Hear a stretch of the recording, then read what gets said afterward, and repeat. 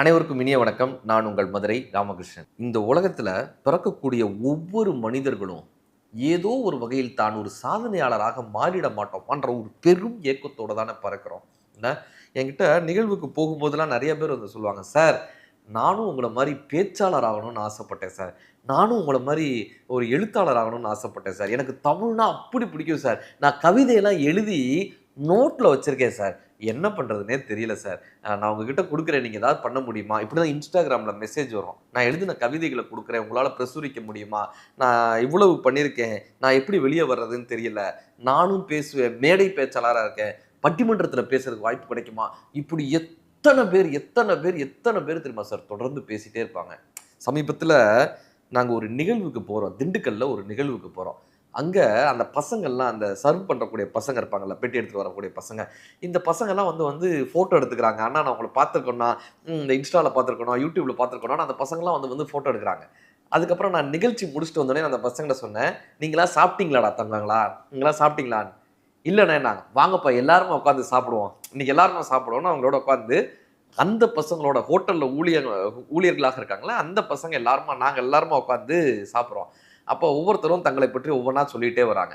அதில் இவர் சொல்றார், அண்ணா சார் தான் ஒருத்தர் வந்து ஒரு 50 வயசை தொட்டவரா, ஒரு 50-55 வயசு தொட்டவரா ஒரு நண்பர் இருந்தாங்க. அவரை காமிச்சுட்டாங்க, இவர் தாங்க எங்கள் டீம் ஏசுதாஸ், இவர் தான் எங்களோட ஏசுதாஸ். அப்படியா, நீங்கள் என்ன பண்ணுங்கன்னு. நான் சும்மா ஃப்ரீ டயத்தில் பாட்டு பாடுவேங்க, உடனே அவங்க ஏசுதாஸ்ன்னு எனக்கு பேர் வச்சுட்டாங்க அப்படின்னு ஒரு கிண்டலாக சொல்கிறாரு. உடனே அவங்க பேர் வச்சுட்டானுங்க. சரி எனக்காக ஒரு பாட்டு பாடுங்களேன்னுங்க. ஒரு பாட்டு பாடினார் சார், வெள்ளை புறா ஒன்றுன்ற அந்த பாட்டு, வெள்ளை புறா ஒன்று அந்த பாட்டு வரும்ல, அதை பாடினார் சார். அப்படி வாய்ஸு, ஒரு மியூசிக் இன்ஸ்ட்ருமெண்ட் எதுவும் இல்லை, கரோக்கி இல்லை, எதுவுமே இல்லை. அவர் பாடி முடிக்கிறாரு அந்த வெள்ளை புறா ஒன்று பாட்டு, அந்த சரணம் பாடி முடிக்கிறாரு. பாத சுவடு தேடி தேடின்ற போது அப்படியே அத்தனை பேரும் திரும்பி அவரை பார்க்குறாங்க. அந்த ஹோட்டலில் சாப்பிட்டுட்டு இருந்த அத்தனை பேரும் திரும்பி பார்க்குறாங்க.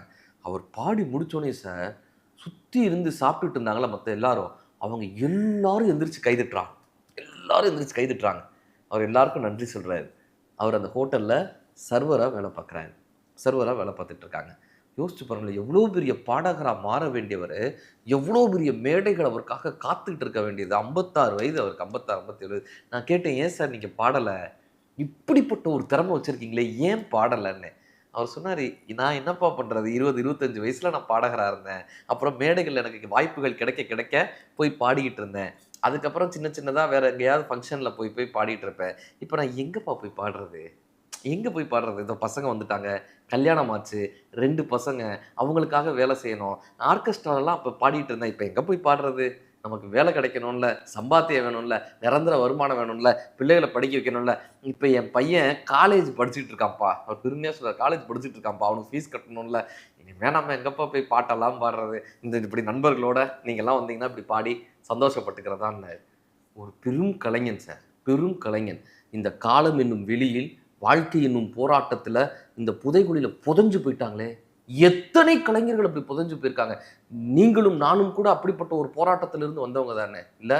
சமீபத்தில் என்னுடைய மனைவியினுடைய தோழி வீட்டுக்கு போயிருக்கோம் சென்னையில். என் மனைவியோட கல்லூரியில் படித்த ஒரு தோழியினுடைய வீட்டுக்கு போயிருக்கோம். அங்கே அந்த பொண்ணில் என்னை பார்த்த உடனே, அண்ணா அண்ணா நீங்கள் உங்கள் பேச்செல்லாம் நான் கேட்பேன்னா, இந்த செல்ஃப்லேருந்து பாரதியார் புத்தகத்தை எடுத்துகிட்டு வராங்க. அண்ணா இந்த பாரதியார் நீங்கள் இந்த கவிதை நீங்கள் வாசிச்சிருக்கீங்களா? பாரதியாரில் காசி நகர்ப்புலவர் பேசும் முறைதான் காஞ்சியில் கேட்பதற்கோர் கருவி செய்வோம்னு எழுதியிருக்காருண்ணா, இந்த இடத்த பாருங்களேன் அப்படின்னு அந்த பிராக்கெட் போட்டு காட்டுறாங்க. இதை பாருங்களேன், அந்த காலத்திலே செல்போனை பற்றி பாரதியார் பேசியிருக்காருண்ணா, இப்படி ஒரு தகவல் சொல்கிறாங்க. திடீர்னு கண்ணதாசன் எடுத்துகிட்டு வந்து பேசுகிறாங்க, கம்பராமாயணத்தை எடுத்துகிட்டு வந்து பேசுகிறாங்க. அவ்வளோ எக்ஸைட்மெண்ட்டாக என்கிட்ட காட்டணும்னு ஒரு 10 புத்தகமும் அவங்க படித்த விஷயங்கள்லாம் அப்படி சொல்லிக்கிட்டே இருக்காங்க.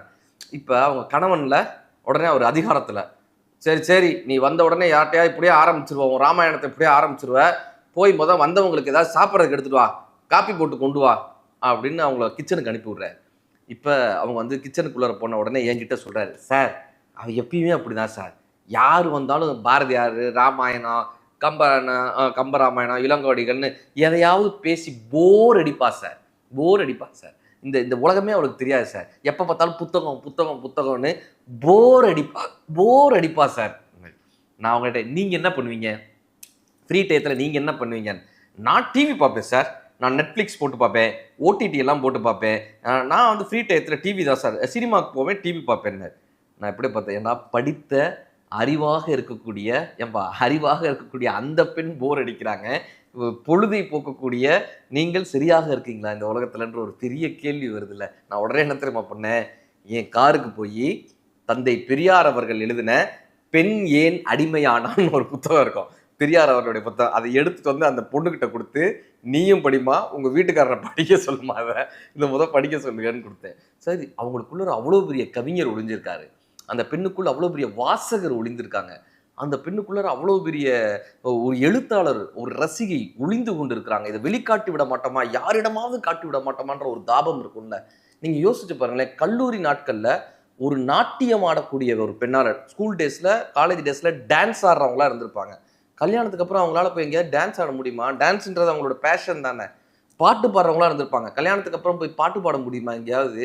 ஏமா குடும்பத்தை விட்டுட்டு போய் பாட்டு பாடுறேன்னு கேட்பாங்க. என்ன பாட்டு பாடி நமக்கு வருமானம் வரப்போதான்னு கேட்பாங்க. எல்லாமே வருமானத்திலேயே நம்ம பேசிக்கிட்டே இருக்கோமே சார். இதே மாதிரி சமீபத்தில் சென்னையில் இருக்கக்கூடிய ஒரு ரெஸ்டாரண்ட்டில் ஒரு தோழியை சந்திக்கிறேன். அவங்க மதுரையில் பேச்சு போட்டிகள் நடக்கும்ல, பேச்சு போட்டி நடக்கும்போது அவங்க பேர் ஜென்சி, இன்னும் அவங்க பேர் ஞாபகம் இருக்குது, ஜென்சி. இந்த பேச்சு போட்டியில் அந்த ஜென்சின்ற பொண்ணு வந்துட்டாங்கன்னா அவங்க தான் ஃபஸ்ட் ப்ரைஸ் முடிவு பண்ணிவிடுவோம். எங்களுக்கு ப்ரைஸ் கிடைக்காது அப்படின்னு முடிவு பண்ணிவிடுவோம். அப்படி பேசுவாங்க சார். பாரதியார் பாட்டெலாம் எடுத்தாங்கன்னா அப்படி பேசுவாங்க. கண்ணதாசன்லேருந்து பாரதியிலிருந்து அந்த பேச்சு போட்டியில் ஜென்சி வந்துட்டாங்கன்னாலே நாங்கள் எந்திரிச்சு போயிடணும்னு அர்த்தம், மற்ற போட்டியாளர்கள் எந்திரிச்சு போயிடணும்னு அர்த்தம், அவங்களுக்கு தான் ஃபஸ்ட் ப்ரைஸ்ன்னு அர்த்தம். அவங்க வந்து அப்பயே ஸ்டார், மதுரையில் பேச்சு போட்டியில் ஸ்டார், அவங்க தான் மாவட்ட அளவில் முதல் பரிசு வாங்குவாங்க. நான் 2ஆம் பரிசு தான் எப்பயுமே. அதே போல் மாநில அளவு பேச்சு போட்டிகளில் போனீங்கன்னாலும் அப்படி பரிசு வாங்கினவங்க அந்த ஜென்சி. இந்த முகத்தை நான் பார்த்துருக்கோமேன்னு ரொம்ப யோசிச்சு ஜென்சி தானே அப்படின்னேன். சொன்னாங்க, ராமகிருஷ்ணன் ஞாபகம் இருக்குங்களா உங்களுக்கு, நம்ம பேச்சு போட்டிகளில் அதிகமாக சந்திச்சிருக்கோம், இப்போ நீங்கள் நிறைய மேடைகளுக்கு போகிறீங்க, நிறைய இடங்களில் பேசிகிட்டே இருக்கீங்க, உங்களுடைய பேச்செல்லாம் நான் பார்ப்பேன், ரொம்ப சந்தோஷமாக இருக்கும். நான் அவங்ககிட்ட கேட்டேன், ஜென்சி இப்போ நீங்கள் என்ன பண்ணுறீங்க? நான் விஜேவாக இருந்தேன் கொஞ்ச நாளைக்கு, அதுக்கப்புறம் சீரியலில் நடித்தேன், இப்போ என் வாழ்க்கையே அப்படியே மாறி போயிடுச்சு அப்படி இப்படின்னு ரொம்ப ரொம்ப சோகமாக பேச ஆரம்பிச்சிட்டாங்க. இப்போ என் வாழ்க்கை மாறிடுச்சு, என்னுடைய 2 தங்கச்சிகளுக்கும் கல்யாணம் பண்ணிட்டேன், இப்போ என்னுடைய வாழ்க்கை அப்படியே மாறிடுச்சு. நாங்கள் இப்பயும் நீங்கள் பேசுகிறீங்களா, புத்தகங்கள்லாம் வாசிக்கிறீங்களா, படிக்கிறீங்களா, கண்ணதாசன் அப்படி பேசுவீங்களே, இப்பயும் நீங்கள் வாசிக்கிறீங்களான்னு. அதுக்கப்புறம் ஒரு நீண்ட மௌனத்துக்கு பிறகு, நான் பார்க்குற வேலைக்கும் புத்தகங்களுக்கும் என்னராம்னு சம்மந்தம்? அவங்க சொன்ன வாசகங்க, நான் பார்க்குற வேலைக்கும் வாசிப்புக்கும் பேச்சுக்கும் என்ன சம்மந்தம் இருக்குது அப்படின்னு ஒரு புன்னகையை என் முன்னாடி சிரிச்சுட்டு பின்னாடி திரும்பி கண்ணீரை தொடச்சிட்டு எந்திரிச்சு போயிட்டாங்க. பேசவே இல்லை. அதுக்கப்புறம் எந்திரிச்சு போயிட்டாங்க. இப்போ அவங்க என்ன வேலை பார்க்குறாங்க, எதனால் புத்தகங்களுக்கும் எனக்கும் என்ன சம்பந்தம்னு கேட்டாங்க. அவங்க வாழ்க்கை எப்படி திசை மாறி போச்சு, 2 தங்கைகளுக்கு திருமணம் செய்த அவங்க திருமணம் செய்துக்கிட்டாங்களா, அவங்க வாழ்க்கை என்ன ஆயிட்டுன்னு ஒரு பெரிய கேள்விக்குறி வந்து நிற்கிது இல்லை. ஒரு காலகட்டத்தில் பேச்சினுடைய உயரமாக சிகரமாக இருந்த அந்த ஜென்சி என்கிற பெண் இன்றைக்கு காணாமல் போயிட்டாங்களே. எத்தனை பேர் சார், சொல்லிக்கிட்டே போகலாம். நான் சமீபத்தில் சேலத்துக்கிட்டக்க ஒரு நிகழ்வுக்கு போகும்போது ஒரு கல்யாண மண்டபம், அந்த நிகழ்வில் அதில் ஒருத்தர் மாபு போட்டு தொடச்சிக்கிட்டு இருந்தார். அவரை உத்து பார்த்தப்ப எங்கேயோ இவரை பார்த்துருக்கோமேன்னு நானும் யோசிக்கிறேன். அப்புறம் ஞாபகம் வருது சார், நான் சின்ன பிள்ளையா இருந்தப்ப மதுரையில் வள்ளி திருமண நாடகம் நடத்துவாங்க.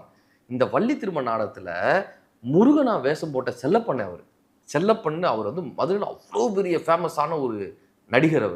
அவர் கிட்டக்க போய் கேட்குறாரு, அண்ணன் நீங்கள் செல்லப்பன் தானே அப்படின்னு. கிட்டத்தட்ட அவருக்கு இப்போ ஒரு 60 வயசு கிட்ட இருக்குது, 57 60 58 வயசு கிட்ட இருக்கும். ஆமாம்ப்பா, என்னை உனக்கு தெரியுதான்னு கேட்டார்.